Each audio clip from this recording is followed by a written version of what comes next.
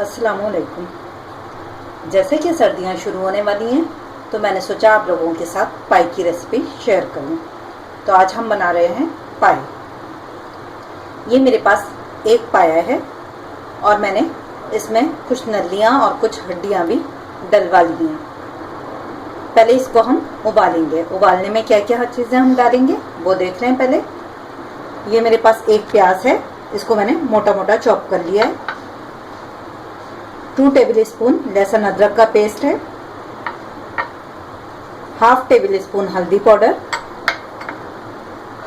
1 table spoon salt, और ये गरम मसाला है जिसमें 2 तेज पत्ते, 2 बड़ी इलायचियाँ, 4 काली मिर्च, 4 लौंग, थोड़ा सा ज़ीरा, थोड़ी सी दालचीनी और जायफल।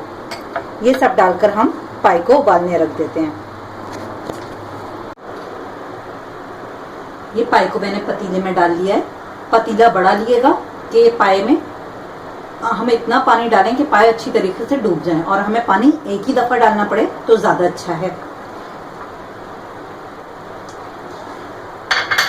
ये इसमें प्याज चली गई, लहसुन अदरक का पेस्ट,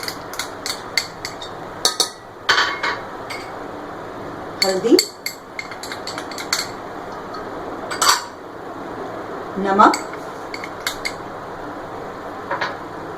और ये गरम मसाला,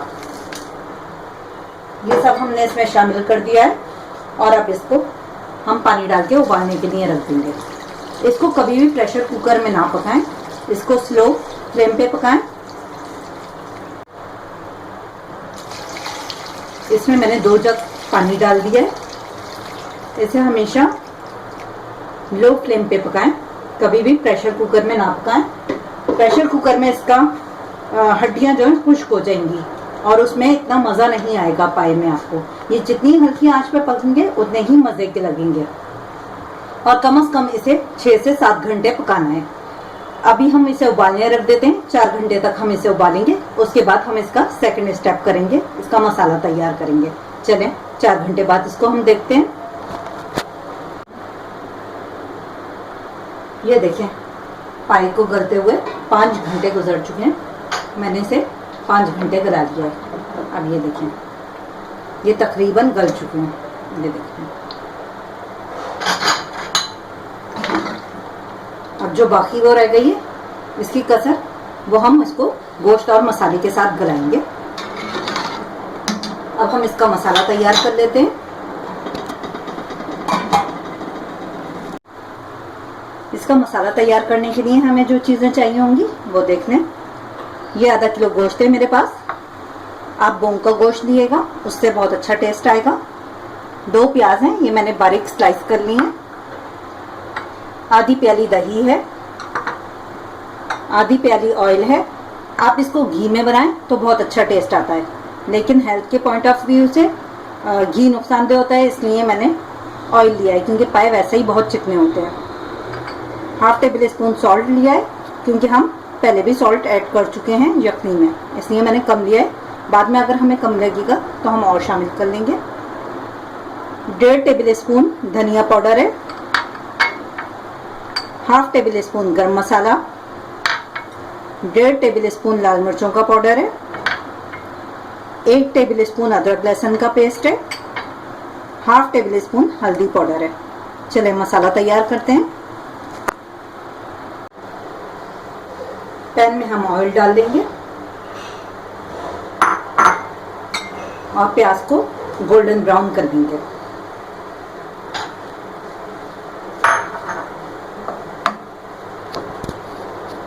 बस इसे इतना फ्राई करेंगे कि इसका गोल्डन कलर आ जाए, ये जले ना।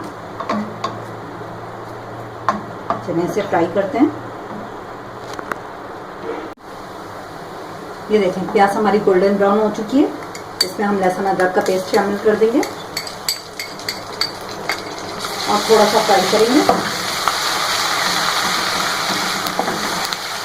इसके साथ ही सारे स्पाइस, हल्दी, मिर्च, धनिया पाउडर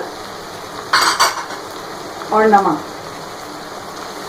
गरम मसाला हम अभी नहीं शामिल करेंगे, जब हमारा गोश्त गल जाएगा और पाए हमारी तैयारी की तरफ होंगे, तब हम इसमें गरम मसाला शामिल करेंगे।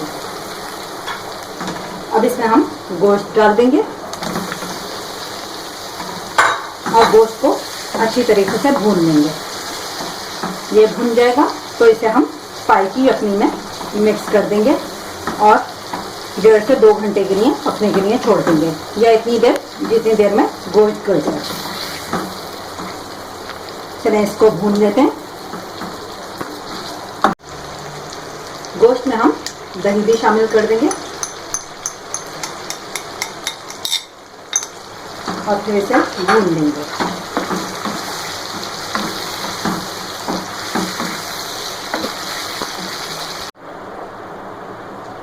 गोश्त, मसाले, दही अच्छी तरीके से भून चुका है। अब इसे हम पाई में शामिल कर देते हैं।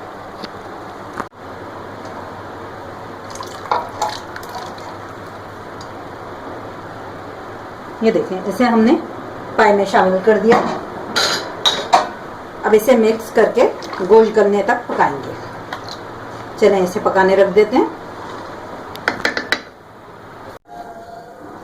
ये देखें, गोश्त गल चुका है और पाए तैयार हो चुके हैं।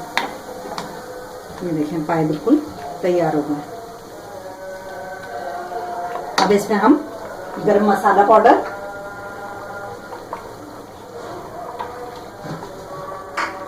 थोड़ा सा धनिया और ये हरी मिर्चें डाल देते हैं और इसे बाउल में निकाल लेते हैं। पाए तैयार हैं, इसे गर्मा गर्म नान के साथ सर्व करें।